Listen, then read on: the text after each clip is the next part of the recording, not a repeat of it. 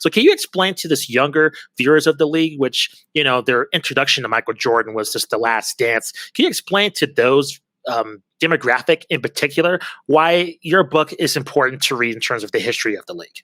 Because that's another great question. No, I mean, it is the years that the book covers, which is 1975 to 1989.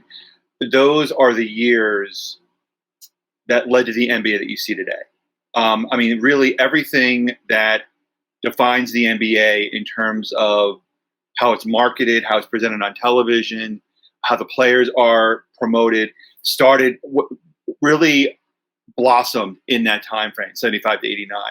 And what I wanted to do with this book was I wanted to make it entertaining and revealing for readers. I think there's a tendency with history when you talk to anyone who's under, I'm 43. So anyone, I think when you mention the word history, it's almost like a 4-letter word, like, oh, history. Oh, here we go.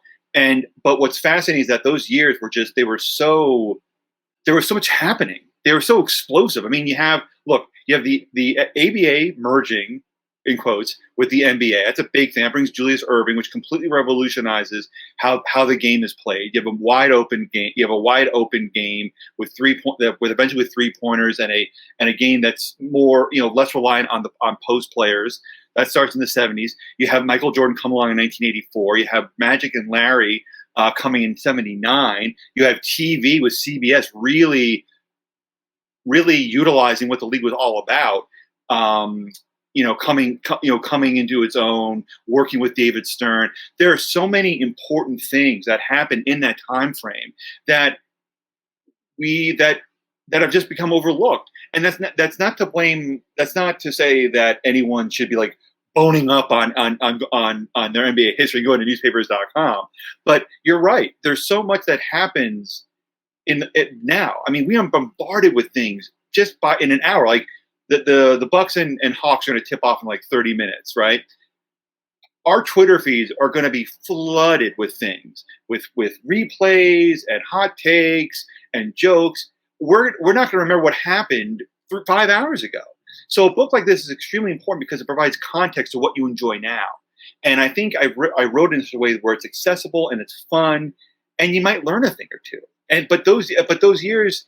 Yeah, those years to me are absolutely fascinating, and I don't think they've really been written about in a book like this. So I think that's why I'm still talking about this book 6 months after it came out. Pete, you have a wonderful timeline of notable events. I mean, right at the start of your book, mm-hmm. You mentioned some of those as you were answering Justin's question there. What do you think is the maybe single moment or maybe 2 or 3 moments that really made the NBA into a legitimate sports league, like from kind of more obscurity into the mainstream? No, I think Larry O'Brien taking the commissioner position in 1975 is absolutely huge to the future of the league, and I think it doesn't get talked about nearly enough because David Stern was such a dynamic leader for 30 years. But Larry O'Brien, his predecessor, was equally important for a couple of reasons. First, in the NBA in the mid 1970s was nowhere near the league that it is now. It didn't really enjoy the public profile. It didn't have the pizzazz that it has now. And there was. I mean, the league had always been talked about its potential. Oh, it's a sport of the 70s. Oh, it's going to be big in 5 years. Hiring Larry O'Brien was absolutely crucial because it signified to the greater public that the league meant business, that it was serious. Because Larry O'Brien was not somebody who was comfortable with the owners. He wasn't someone who worked in PR for the league. He was somebody who was a big deal. I mean, he was part of JFK's White House. He was a member of LBJ's cabinet. He was on the cover of Time magazine. So to hire someone of that public importance in 1975 to the NBA was headline making news for all the right reasons. And the other important thing about Larry O'Brien is that he hires David Stern full time, and then he allows David Stern to do his thing for the next 5 or 6 years as his apprentice. So David Stern is meeting with the owners, he's meeting with the players, he's doing the television deals. So when David Stern takes over in 1984 officially, he already has a 5-year head start. So I think easily one of the top 2-3 moments that you mentioned just now, Matt, is Larry O'Brien's deciding to take on the commissioner role.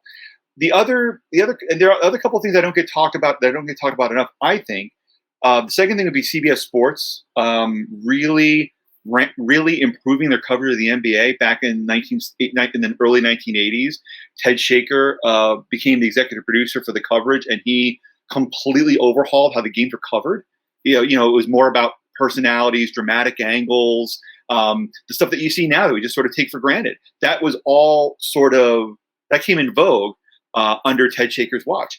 The third thing that I think really is moment I think is really important that doesn't get talked about enough would be the McDonald's Open, because that really signified the importance of other countries to the NBA success. That was proof that the NBA could be exported to other countries, and that there was a viewership there. The McDonald's Open, for those who don't remember, and if you do, that's no problem. If you don't remember, it's no problem. It was a 14 tournament that was held in Milwaukee with, I think, Real Madrid, the Bucks, and and I think the USSR team, a few of those teams. It was like a round robin tournament that was held before the season started, and it wasn't a big deal here in the U.S., but overseas it did big business, and it cemented the NBA's reputation overseas, and that meant the world going forward, literally and figuratively, because the NBA could export the game worldwide, and it had permission to do that. So yeah, to me, those are the three things that I think don't get talked about enough, but are talked about pretty thoroughly in the book.